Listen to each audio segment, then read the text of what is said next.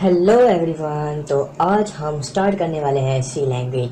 तो ये बहुत ही इंटरेस्टिंग रहेगा हमारा ये सी लैंग्वेज का सफ़र। तो हम लोग मैं पहले आपको चैप्टर की लिस्ट दिखा देता हूँ। सबसे पहले जो हम चैप्टर पढ़ेंगे उसका नाम है basic structure of C language, और जो दूसरा चैप्टर है उसमें हम element of C language discuss करेंगे। तीसरे चैप्टर में इनपुट और आउटपुट कैसे ली जाती हैं, और चौथे चैप्टर में हम कंडीशन स्ट्रक्चर के बारे में पढ़ेंगे कि सिलेक्शन स्ट्रक्चर के बारे में पढ़ेंगे। और जो पांचवा चैप्टर है हमारे पास उसमें हम रिपीटिशन स्ट्रक्चर के बारे में पढ़ेंगे। उसके बाद हम फंक्शंस को देखेंगे, फिर रिकर्जन को देखेंगे, फिर अरे को देखेंगे, और फिर हम खुद की डेटा टाइप्स कैसे बना सकते हैं इस कंसेप्ट को देखेंगे।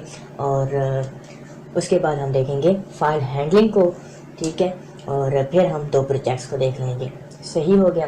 तो ये थी हमारी कंटेंट लिस्ट चैप्टर की। उसके बाद हम चाहते हैं हमारे हैंड रिटन नोट्स। तो ये मेरे हैंड रिटन नोट्स हैं। तो पहला चैप्टर बहुत ही शॉर्ट है, तो लेकिन ये इतना भी शॉर्ट नहीं है जितना आपको दिख रहा है। तो एक एक लाइन को मैं एक्सप्लेन करूँगा। तो सबसे पहले हमारे पास प्री डायरेक्टिव क्या होते हैं। प्री डायरेक्टिव क्या होते हैं? प्री डायरेक्टिव जो है ना, ये वो इंस्ट्रक्शन है जो हम अपना एक्चुअल प्रोग्राम लिखने से पहले कंपाइलर को बता देते हैं कि ये फंक्शनैलिटी जो है ना हमारे प्रोग्राम में होगी। जो हम आगे प्रोग्राम बनाने वाले हैं उससे पहले ही हम प्रोग्राम को बता देते हैं कि हम ये चीज़ों का यूज़ करेंगे, ये लाइब्रेरीज हैं जिनका हम यूज़ करेंगे, ये आइडेंटिफायर्स हैं, ये डिफाइंड स्टेटमेंट्स हैं जिनको जो है ना आप अपने पास रख लो, लोड कर लो, क्योंकि इनमें से हमें चीज़ों की ज़रूरत पड़नी है। तो प्री डायरेक्टिव क्या है? ये हदायत होती हैं जो कि हम अपना एक्चुअल प्रोग्राम लिखने से पहले कंपाइलर को बता देते हैं। सही। उसके बाद इसमें जो है ना दो तरह के प्री डायरेक्टिव होते हैं। एक होता है इंक्लूड प्री डायरेक्टिव और दूसरा होता है हमारे पास डिफाइन प्री डायरेक्टिव। जो इंक्लूड प्री डायरेक्टिव होता है इसके अंदर जो है ना हम देते हैं हेडर फाइल्स। ठीक हो गया। और जो हेडर फाइल्स होती हैं ये क्या होती हैं, ये नेक्स्ट हेडिंग में पढ़ते हैं।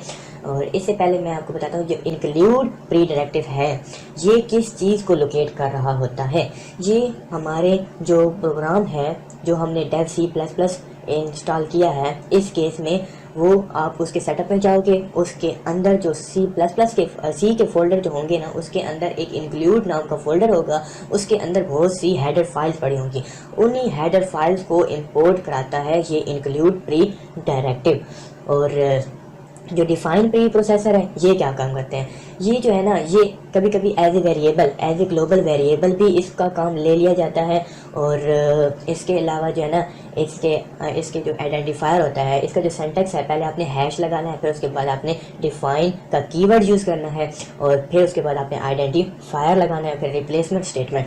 तो ये स्टेटमेंट क्या काम करेगी कि जो है ना आइडेंटिफायर को एक रिप्लेसमेंट स्टेटमेंट जो है वो असाइन हो गई है। अब नीचे जितना भी हम एक्चुअल प्रोग्राम कोड लिखेंगे, जितने भी हम फंक्शन बनाएंगे, जो मेन फंक्शन होगा, जो अदर फंक्शन होंगे, उनमें जहाँ जहाँ भी उसे आइडेंटिफायर नज़र आएगा, वो आइडेंटिफायर वेरिएबल भी हो सकता है, एक्सप्रेशन भी हो सकता है। तो उस आइडेंटिफायर जहाँ उसे नज़र आएगा उस चीज़ को वो ख़त्म कर देगा। उस जगह पर वो रिप्लेसमेंट स्टेटमेंट पर जो भी चीज़ हमने डाली होगी वो कोई वैल्यू हो सकती है, कोई स्ट्रिंग हो सकती है, कोई एक्सप्रेशन हो सकती है, तो कोई ऑपरेशन परफॉर्म करने वाली स्टेटमेंट हो सकती है, तो वो उस जगह पर रिप्लेस हो जाएगी। सही। तो उसके बाद आ जाती है हेडर फाइल्स। तो हेडर फाइल्स क्या है? तो हेडर फाइल जो होती हैं वो इंक्लूड प्री प्रोसेसर के स्टेटमेंट के अंदर लगाई जाती हैं। तो जो हेडर फाइल है इसके अंदर जो है ना बहुत से फंक्शन होते हैं, बहुत सी इन फाइल्स की मदद से हमें कमांड जो है ना यूज़ करने को मिल जाती हैं। और जो हेडर फाइल्स होती हैं इनके अंदर बहुत सी इंस्ट्रक्शन होती हैं और बहुत सी फैसिलिटीज़ होती हैं जिनको यूज़ करके जो है ना हम अपना प्रोग्राम लिखते हैं। और जो प्रोग्राम होता है वो हमारा इन्हीं हेडर फाइल्स की कमांड्स को यूज़ करके, इन्हीं हेडर फाइल्स इंस्ट्रक्शन को यूज़ करके हम जो है ना अपना प्रोग्राम बनाते हैं। और इसको हेडर फाइल को डिफाइन करने के ना दो सिंटैक्स है। एक तो आपने जो है ना हैश, फिर उसके बाद इंक्लूड, फिर उसके बाद डबल कॉमास भी इसके जो है ना आगे पीछे, आगे दाएं बाएं लगा सकते हैं, और उसके अलावा जो है ना छोटी बड़ी ब्रैकेट्स भी लगा सकते हैं। और ये याद रहे कि जो हेडर फाइल है ना उसकी एक्सटेंशन होती है .h। ठीक है। और जिस किसी की अगर एक्सटेंशन डॉट एच नहीं है तो वो उसको हम डायरेक्ट हेडर फाइल नहीं कह सकते, बल्कि हम उसको इनडायरेक्ट हेडर फाइल कहते हैं। वो इसलिए क्योंकि उसके अंदर जो फंक्शन कॉल किए जा रहे होते हैं और वो जिनसे बनी होती है वो हेडर फाइल से ही बनी होती है, तो इसके लिए उसको जो है ना हेडर फाइल्स कह दिया जाता है। जैसे कि आईओ स्ट्रीम है तो ये एक हेडर फाइल है, इसको हेडर फाइल्स कहा जाता है, लेकिन जो है ना इसकी एक्सटेंशन डॉट एच नहीं है। तो हेडर जो फाइल होती है उसकी एक्सटेंशन डॉट एच होती है। अगर आप हेडर फाइल बनाएंगे तो आपने डॉट एच लगाना है, ना कि डॉट सी। आपने डॉट एच लगाकर उस प्रोग्राम को सेव कर लेना है, उसके बाद ही वो फाइल आपकी हेडर फाइल कंसिडर की जाएगी। और उसके अंदर जो कोड लिखा हुआ हो वो सी लैंग्वेज में ही लिखा हुआ होना चाहिए। और उसके बाद हमारे पास आ जाती हैं रिटर्न टाइप्स और मेन फंक्शन। तो जो है ना बेसिक स्ट्रक्चर में ना हमारे पास जो बेसिक स्ट्रक्चर ऑफ सी है, इसमें जो प्री प्रोसेसर डायरेक्टिव हैं एक तो ये होते हैं, पहले ही हम बता तो मतलब कि कुछ भी हेडर फाइल्स होंगी तो उन्हें हमने इंक्लूड ज़रूर कराना होगा। और उसके बाद जो है ना हमने हेडर फाइल इंक्लूड करा दी तो हमने फंक्शन लिखना होगा। तो वो फंक्शन जो है ना मेन का फंक्शन जो है ये बहुत ज़्यादा यूज़ होता है। क्योंकि ये ऑटोमेटिकली रन होता है। मेन फंक्शन वो फंक्शन है जो ऑटोमेटिकली रन होता है, इसको कॉल नहीं करना पड़ता। और इसके अलावा हम जितने भी फंक्शन बनाते हैं खुद, तो उन्हें कॉल करना पड़ता है और उसको कॉल किया जाता है इसी फंक्शन के अंदर जो कि मेन फंक्शन होता है। और जो मेन फंक्शन होता है इसकी भी रिटर्न टाइप होती है, और जो अदर फंक्शन जो हम बनाते हैं तो उनकी भी कोई ना कोई रिटर्न टाइप होती है। और लाजमी नहीं कि जो मेन फंक्शन है वही ऑटोमेटिकली रन करे, उसके अलावा कोई फंक्शन ऑटोमेटिकली रन नहीं कर सकता। उसके लिए अगर आपके पास कोई ऐसा आईडीई है जैसे कि वीएस कोड हो गया, तो उसमें कुछ ऑप्शन आपको मिल जाते हैं कि आप जो है ना चेंज कर सकते हो कि आपका मेन फंक्शन ऑटोमेटिकली रन होने वाला फंक्शन नहीं है, बल्कि आप जो डिफाइन कर रहे हो वो होगा आपका ऑटोमेटिकली रन होने वाला फंक्शन। तो उस तरफ मैं नहीं जाऊंगा, मैं जस्ट आपको जो है ना जो बाय डिफ़ॉल्ट सेटिंग होती है, जो बाय डिफ़ॉल्ट प्रोग्रामिंग की जाती है, तो मैं उस वही आपको समझाऊंगा। लेकिन मैं आपका जो है ना माइंड सेटअप बना रहा हूँ कि आप जो है इम्पॉसिबल किसी चीज़ को भी ना समझें। तो आपने हर चीज़ ट्राई करनी है तभी आपको प्रोग्रामिंग आएगी। तो जो फंक्शन होगा उसकी कोई ना कोई रिटर्न टाइप होगी, तो वो रिटर्न टाइप वही होगी जो वो रिटर्न करेगा। अगर वो कुछ भी नहीं रिटर्न कर रहा तो हम वाइड उसकी रिटर्न टाइप लिख देंगे, और अगर वो इंटीजर रिटर्न कर रहा है तो इंटीजर लिख देंगे, फ्लोट रिटर्न कर रहा है तो वो हम फ्लोट लिख देंगे। उसके अलावा 4 रिटर्न कर रहा है तो हम 4 उसकी रिटर्न टाइप लिख देंगे। उसके अलावा सबसे इम्पोर्टेंट बात वो ये है कि string data type C language में एग्जिस्ट नहीं करती। स्ट्रिंग नाम की डेटा टाइप प्री डिफाइंड नहीं है, जबकि C++ में स्ट्रिंग नाम की डेटा टाइप है। सही। उसके बाद बॉडी ऑफ द फंक्शन। तो बॉडी ऑफ द फंक्शन क्या होती है? बॉडी ऑफ द फंक्शन मतलब कि कोई भी फंक्शन है उसकी कोई ना कोई बॉडी होगी, कोई ना कोई ब्लॉक ऑफ स्टेटमेंट्स होंगी जो कि एक मखसूस ऑपरेशन परफॉर्म करेंगी।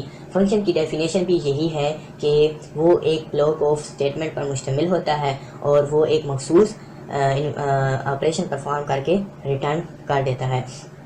उसके बाद कमेंट्स 2 तरह के होते हैं। आप सिंगल लाइन भी कर सकते हो, आप हर लाइन पर डबल स्लैश शुरू में लगा दोगे तो वो कमेंट होता जाएगा। उसके अलावा आप अगर फर्स्ट लाइन पर हैश स्टैरिक लगा देते हो और फिर आप जितनी मर्जी लाइनें लिखना चाहते हो आप लिखते हो, और उसके बाद फिर आप हैश स्टैरिक लगा देते हो, तो फिर वो आपका सारा का सारा कोड क्या हो जाएगा, कमेंट आउट हो जाएगा।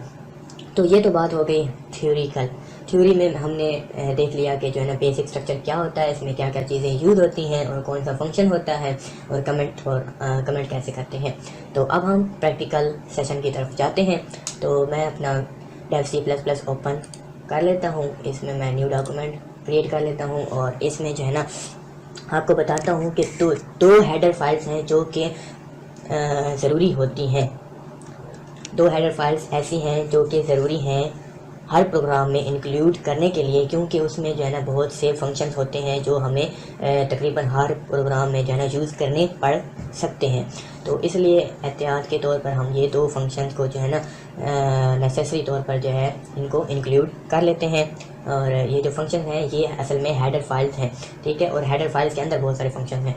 तो इसके लिए जो है ना हमने जैसे कि हमने थ्योरी में पढ़ा कि हमने अगर हेडर फाइल्स को इंक्लूड कराना है, तो अब हम क्या करने जा रहे हैं, अब हम करने जा रहे हैं कि हमने ना कंपाइलर को इंस्ट्रक्शन बतानी है। अपना एक्चुअल प्रोग्राम रन होने से पहले बताना है कि हमने ना हमें किस किस चीज़ों की ज़रूरत पड़ेगी, तो इन चीज़ों की जो है ना आप ना लोड कर लो अपनी मेमोरी में। तो हम जो है ना हैश इंक्लूड stdio.h, तो ये एक हेडर फाइल है। उसके बाद हमारे पास हैश इंक्लूड conio.h, तो ये हमारे पास है।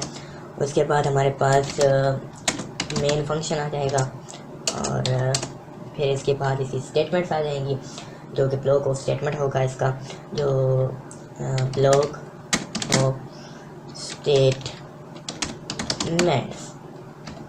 सही, तो इसको मैं सेव कर लेता हूँ, कंट्रोल ऐसे करूँगा सेव, और इसमें आपने सबसे पहले जो है ना सेव एज टाइप को जो है आपने सी पर सेलेक्ट कर लेना है।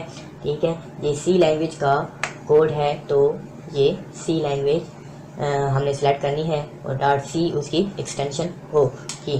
तो इसका जो कोड है वो उसका मैं लिख देता हूँ फर्स्ट प्रो।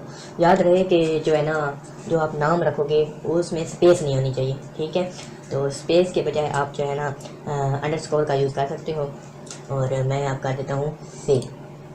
तो ये हमारा प्रोग्राम हो गया है सेव।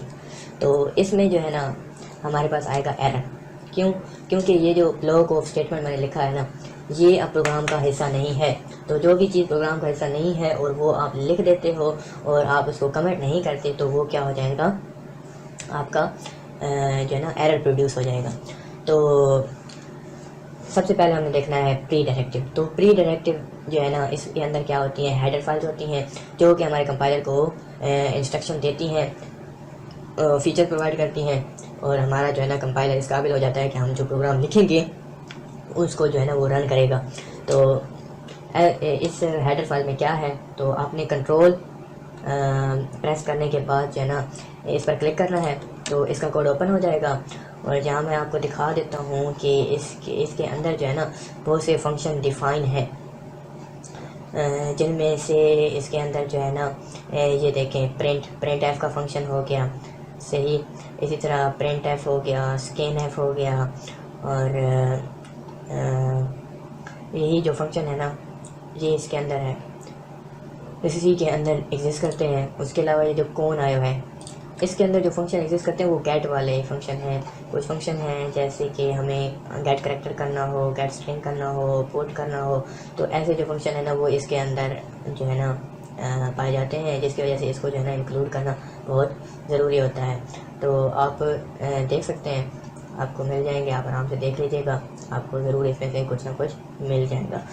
और ये हो गया हमारे पास दो हेडर फाइल्स जो कि नेसेसरी होती हैं, और हम हर प्रोग्राम में इन दो हेडर फाइल्स को ज़रूर अटैच करेंगे। उसके बाद जो है ना मेन जो फंक्शन है ना, इसकी रिटर्न टाइप मैंने रख दी है वॉइड, मतलब कि ये कुछ भी रिटर्न नहीं कर रहा। उसके अलावा ये जो C++ है ना, इसमें जो है ना इसमें इंट का आप यूज़ कर सकते हो, इसके अलावा वाइड का आप यूज़ नहीं कर सकते। तो जो है ना सी लैंग्वेज में आप वाइड भी यूज़ कर सकते हो, मेन के साथ इंट भी यूज़ कर सकते हो, लेकिन जो है ना C++ में आप यूज़ नहीं कर सकते। उसके लिए भी आपको कॉन्फ़िगरेशन जो है ना चेंज करनी पड़ेगी, अगर आपके पास अच्छा कंपाइलर है तो ये है हमारे पास आएगा एरर। तो मैं जो है ना F11 प्रेस करने पर जो है ना इसको चेक कर लेता हूँ कि हमारा एरर आएगा, और ये है हमारा एरर आया। तो ये जो हमारा एरर आ गया है, तो इसको हमने करना है कमेंट। ठीक है, तो आपने देख लिया कि हमें जो है ना दो हेडर फाइल्स की ज़रूरत है, तो उन्हें आपने इंक्लूड करा लेना है। उसके बाद रिटर्न टाइप आपने वॉइड रख देनी है मेन की, और उसके बाद जो है ना आपने अपना ब्लॉग लिखना है जो हम आगे स्टडी करेंगे। तो इसमें दो चीज़ें रह गई हैं, एक तो कमेंट है और दूसरा है हमारे पास डिफ़ाइन जो है ना उसका मैं आपको थोड़ा सा बता देता हूँ। तो इसको मैं कर देता हूँ कमेंट आउट। तो अब अगर मैं रन करके दिखाता हूँ, तो ये अब हमारे प्रोग्राम में कोई एरर नहीं है, हमारा प्रोग्राम जो है ना बहुत ही अच्छे तरीके से एग्जीक्यूट कर गया है। तो मैं आपको बताने जा रहा था हैश डिफ़ाइन। तो इस जगह पर आप वेरिएबल भी लिख सकते हो, उसको कुछ भी असाइन कर सकते हो। मिसाल के तौर पर आप उसको स्ट्रिंग भी दे सकते हो, आप उसको जो है ना वेरिएबल भी दे सकते हो, और उसके अलावा जो है ना इसको प्रिंट किया जा सकता है। और मतलब कि मैं यहाँ पर बना लेता हूँ एक, इस कोड पर आपने बिल्कुल भी ध्यान नहीं देना, ये जस्ट मैं जो है ना आपको एग्जांपल के तौर पे बता रहा हूँ कि मैं इंट, और फिर उसके बाद मैं एक var1 is equal to var, और उसके बाद जो है ना मैं प्रिंट कर देता हूँ प्रिंट f, और इसमें मैं डाल देता हूँ फॉर्मेट स्पेसिफायर हमारा होगा d, और 10, उसके बाद हम var1। तो ये है हमारा कोड। अब इसको हम रन करते हैं। रन करने के बाद मैं आपको बताता हूँ कि हुआ क्या। तो देखो अब 5 जो है वो किस में जो है ना वार जो है ये एक आइडेंटिफायर है। जहाँ भी देखेगा ना कि वार पड़ा है तो उसकी जगह रिप्लेस कर देगा 5।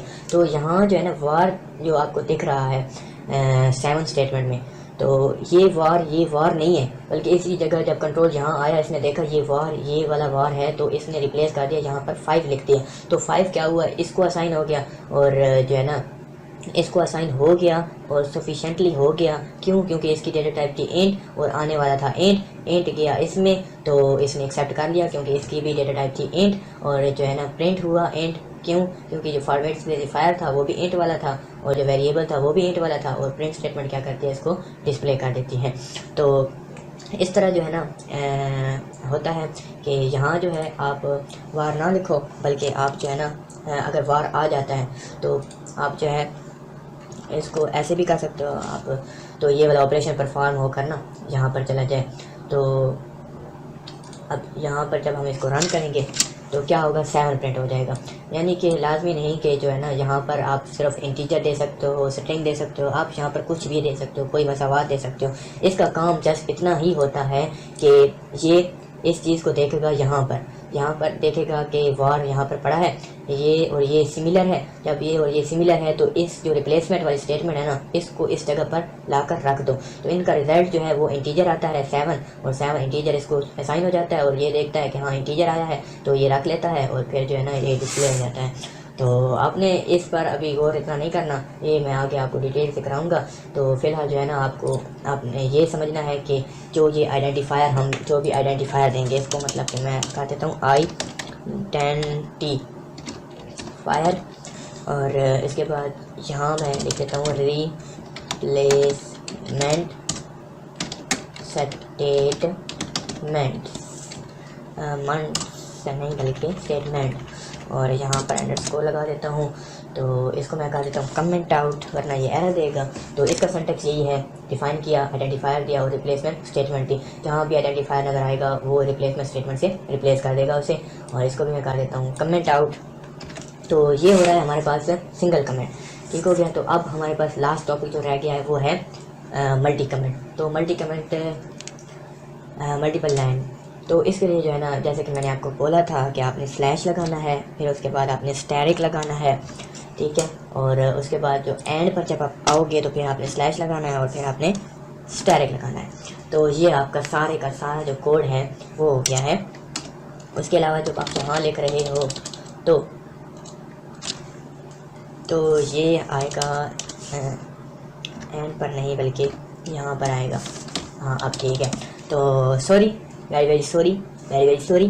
क्यों इसलिए सॉरी कि यार यहाँ मैंने मिस्टेक कर दी है। ये स्टैरिक जो है ये स्लैश के बाहर नहीं आएगा बल्कि स्लैश के अंदर आएगा, और ये मैंने चेक किया, इसलिए मेरा थोड़ा सा कंफ्यूज था और शक था कि यार ये गलत ना हो। तो इसलिए मैंने जो है ना इसके फ़ौरन बाद जो है ना टाइप किया। टाइप करने पर जो है ना ये कमेंट नहीं हुआ, यानी कि जो पिछला कोड है वो कमेंट हुआ है, ये कमेंट नहीं हुआ। तो मतलब कि हमारा सही से जो है ना हमने सिंटैक्स को सही फॉलो किया है। तो इसके लिए वेरी सॉरी। इसका जो है ना ये जो नोट्स हैं, ठीक है, अब ये जो हमने चैप्टर कवर किया है ना, इसको मैं अपने ब्लॉग पर जो है सारा लिखकर मतलब इसकी पिक्चर लगाकर, और उसके नीचे जो है ना आपको मेरा ये कोड मिल जाएगा। सही हो गया। ये कोड जो भी मैंने यहाँ पर कोड लिखा है ना, ये कोड आपको वहाँ पर मिल जाएगा, और थोड़ी बहुत एक्सप्लेनेशन भी मैं कर दूँगा। जो है ना आपको ज़्यादा बेहतर समझ आ जाए ताकि। और आज का चैप्टर ख़त्म होता है तो आगे हम जो है ना सेकंड चैप्टर स्टार्ट करेंगे जो कि एलिमेंट्स ऑफ सी लैंग्वेज होगा। तो मिलते हैं नेक्स्ट वीडियो में। अल्लाह हाफिज़, खुश रहिए, आबाद रहिए। और जो है ना ये मेरा ब्लॉग जो होगा उसमें आप जो है ना जाकर विजिट कर वहाँ से आप जो है ना ये चैप्टर की जो होगी स्नैप जो भी पिक्चर होगी वो आप डाउनलोड करके उसके नीचे जो भी कोड होगा वो भी आप देख लीजिएगा। उसके अलावा जब सब कंप्लीट हो जाएंगे तो उसके बाद जो हम 2 प्रोजेक्ट्स बनाएंगे उसका जो कोड है वो जो है ना आपको मेरे गिटहब के अकाउंट पर मिल जाएगा। और जो गिटहब का अकाउंट के लिंक हैं वो सारे मैं डिस्क्रिप्शन में देता रहूँगा। और आप जो है मेरी रिपोजिटरी चेक करना चाहो या फिर मेरा फेसबुक पेज देखना चाहो, इंस्टाग्राम पेज, या मेरे साथ कांटेक्ट करना चाहते हैं अगर आप तो आप कांटेक्ट कर सकते हैं। उसके अलावा ये है कि सबसे बड़ी बात ये है कि मैंने जो है ना अपना व्हाट्सएप का ग्रुप जो है ना लिंक दिया हुआ है। आप उस ग्रुप में ज्वाइन होकर कोई भी क्यूरी होती है, आपका कोई भी मसला है, सजेशन है तो वो आप मुझसे कंसल्ट कर सकते हो। तो मिलते हैं नेक्स्ट वीडियो में। अल्लाह हाफिज़।